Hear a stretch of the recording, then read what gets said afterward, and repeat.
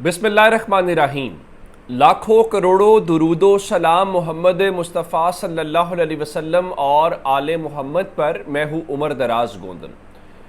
इमरान खान को आपने 1 साल से जेल में बंद किया हुआ है। आपने नताइज को तब्दील किया, जैसे भी किया, आपने मर्जी की हुकूमत इस कौम के ऊपर मुसल्लत कर दी।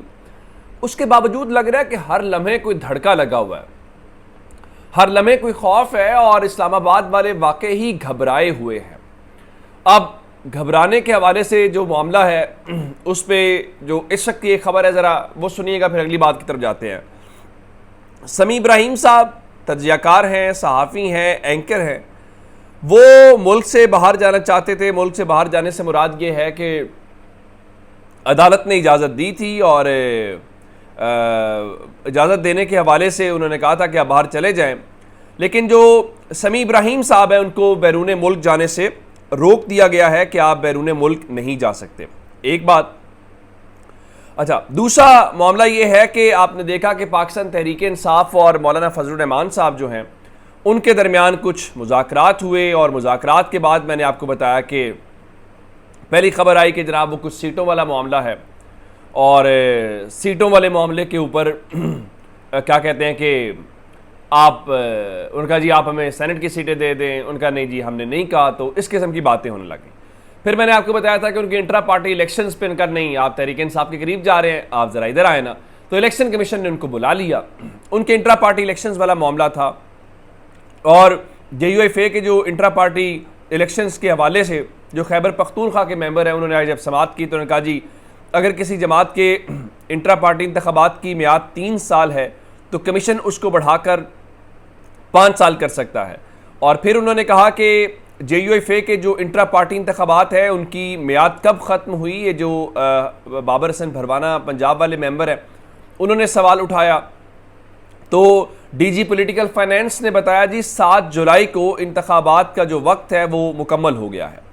बाबर हसन भरवाना ने कहा जी अगर इनके इंट्रा पार्टी इलेक्शंस ख़त्म हो गए हैं तो क्या पार्टी ढांचा रह गया है और ये जो इलेक्शंस हैं ये कौन करवाएगा। इस सिलसिले में उन्होंने एक और बात की और कहा कि अब चूंकि इस सिलसिले में आपका टाइम ही ख़त्म हो चुका है इंट्रा पार्टी इलेक्शंस का, तो आपका तंजीमी ढांचा भी ख़त्म हो चुका है और उनका जी एक पार्टी का पहले भी तंजीमी ढांचा मुकम्मल हो चुका है, तो आप अगली समात पर आएँ और दलाइल दें। और इलेक्शन कमीशन ने JUIFA के वकील को हिदायत दी हैं और केस की जो समात है वो 18 सितंबर तक मुलतवी कर दी गई है। आप इससे अंदाज़ा लगाइए कि तहरीक इंसाफ और उनकी मुलाकातें एक दो क्या हो गई, आप किन चक्रों में पड़ गए। उससे अगली बात ज़रा सुने। अगली बात यह है कि अडियाला जेल के अंदर एक बार फिर उखाड़ पिछाड़ की गई है और एडिशनल सुपरिटेंडेंट समेत जो 3 नए अफसरान हैं उनको तैनात कर दिया गया है। ये गालिबन चौथी या 5वीं बारी है कि आपने अडियाला जेल के अंदर इस किस्म की चीज़ें की है। अब ये सारी चीज़ें क्या बताती हैं? जिस तरह मैंने शहर दस्तूर वाली आपको खबर दी, इलेक्शन कमीशन वाली, ये सारी की सारी बातें क्या हैं? ये सारी की सारी बातें हैं आपका डर, आपका खौफ, आपकी परेशानी कि आपसे चीज़ें मैनेज नहीं हो रही या आपके हवाले से आप हर वक्त जो है वो परेशान दिखाई देते हैं। अब इसी अडियाला जेल का एक साबिक जो सुपरिटेंडेंट है, डिप्टी सुपरिटेंडेंट सॉरी, वो 14 अगस्त को लापता होता है और उसके बाद एक दरख्वास्त भी आती है कि जी वो सरकारी मुलाजिम हैं और वो गायब हो गए हैं।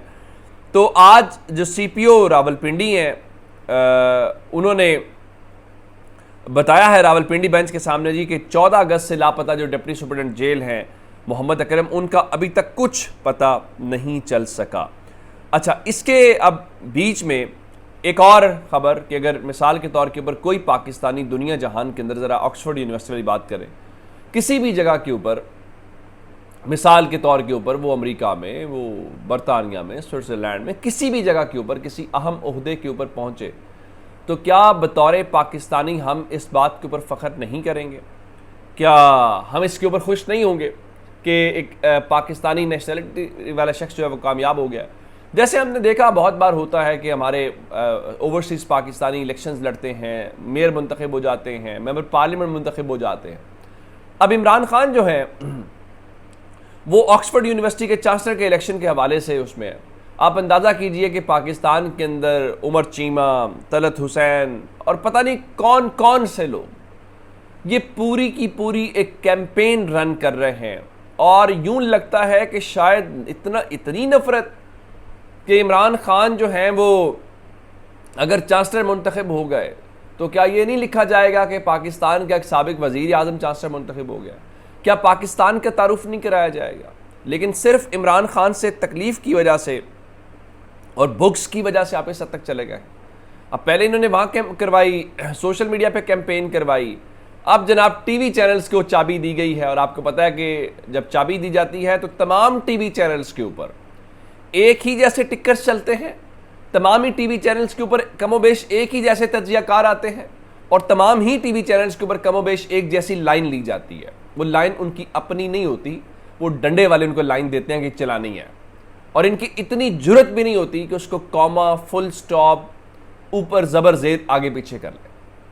और आप जब जब तमाम टीवी चैनल्स के ऊपर एक ही तमाशा देखें, एक ही वक्त में देखें, और कुछ रिटायर्ड तज्जियाकार आपको दिखाई दें, तो आप समझ जाइएगा कि ये मामला क्या है। अच्छा, अगली खबर लाहौर हाई कोर्ट से है कि आज लाहौर हाई कोर्ट के अंदर हमने ये देखा कि आलिया हमज़ा जो हैं वो पेश हुई, और आलिया हमज़ा पर जो दर्ज मुकदमात की तफसीलात की फराहमी है उस दरख्वास्त के ऊपर समाअत हुई, और जस्टिस अली बाकर नजफ़ी ने आलिया हमज़ा की जो साइबर दहशत गर्दी का मुकदमा है उसमें 10 रोज़ की हिफाजती ज़मानत मंजूर कर ली है। और पहले भी आगाज़ लाहौर हाई कोर्ट ने ही आलिया हमज़ा के केस में किया था, फिर बाकी चीज़ों से होता हुआ आलिया हमज़ा की जो जान है वो छूट गई है। अच्छा, ये एक अच्छी बात है। चले, लाहौर से चूँकि बात हुई, और लाहौर वाला मैंने आपको बताया था कि पाकिस्तान तहरीक इंसाफ ने दरख्वास्त दे दी है, और दरख्वास्त देने के हवाले से उन्होंने ये कहा है कि वो अगर आप डीसी नहीं देगा तो हम लाहौर हाई कोर्ट चले जाएंगे। अच्छा, एक बात है, तहरीक इंसाफ ने 15 सितंबर को जलसे की दरख्वास्त दी है, और 15 सितंबर को गालिबन 12 रबीउल अव्वल बन रहा है, और एक काफ़ी लंबे अरसे से हमने देखा है कि 12 रबीउल अव्वल को यहाँ पर लाहौर में मीनार पाकिस्तान के ऊपर मिनाजुल कुरान वाले जो हैं वो एक कॉन्फ्रेंस करते हैं, मिलाद कॉन्फ्रेंस, और ये 1 साल से नहीं कर रहे, ये वो काफ़ी अरसे से कर रहे हैं, और उनको मामूल में इजाज़त उसकी मिलती है। तो हो सकता है कि ये एक थोड़ा सा वो आए। तो मेरा ख्याल है कि जो पाकिस्तान तहरीक इंसाफ के जलसे की तारीख़ है वो उसमें कुछ रद्दबदल हो सकता है, या वो जो तारीख़ है वो आगे पीछे हो सकती है। तो अगर देखें, जलसा होना ज़रूरी है, तारीख़ आगे पीछे होना या बाकी चीज़ें जो है वो शायद उतनी इम्पॉर्टेंट नहीं है। और तहरीक इंसाफ को इस चीज़ का अंदाज़ा होगा कि हम उन्होंने टाइमलाइन ज़हन में रखी होगी कि डीसी के पास जाएंगे, डीसी में इजाज़त नहीं देगा, हम हाई कोर्ट में जाएंगे, हाई कोर्ट में इतने दिन मामला लटक सकता है, तो इसके बीचों बीच अगर हमारा जलसा हो जाए तो मामला ठीक है। अच्छा जी, अब एक दो चीज़ें और हैं, और एक चीज़ उसमें सरमायाकारी के हवाले से है, चूँकि बार बार कहा जा रहा है कि जब से ये हुकूमत आई है कोई खैर की खबर नहीं है पाकिस्तान के लिए, ख़ासकर सरमायाकारी को लेके, कारोबार के लेके। तो अब दावा किया जा रहा है जी मुत्तहिदा अरब अमारात से 10 अरब डॉलर की सरमायाकारी आ रही है। ये राना एहसान अफजल जो हैं फैसलाबाद वाले, उन्होंने ये दावा किया है। अल्लाह करे ये आ जाए, अल्लाह करे कि 10 अरब नहीं 110 अरब डॉलर की सरमायाकारी पाकिस्तान के अंदर आए। लेकिन यकीन माने, आप इतने बड़े ओहदों के ऊपर बैठे हुए लोग इतने बड़े बड़े दावे कर चुके हैं और इतनी बार कर चुके हैं कि अब उनकी ये बातें ना मजाक लगती हैं। अब शायद उनके घर वाले भी इन बातों को संजीदा नहीं लेते, तो सऊदी अरब, मुत्तहिदा अरब अमारात या कोई और उनकी बातों को संजीदा क्यों लेता होगा। अपना बहुत सारा ख्याल रखिएगा। खुदा हाफिज़।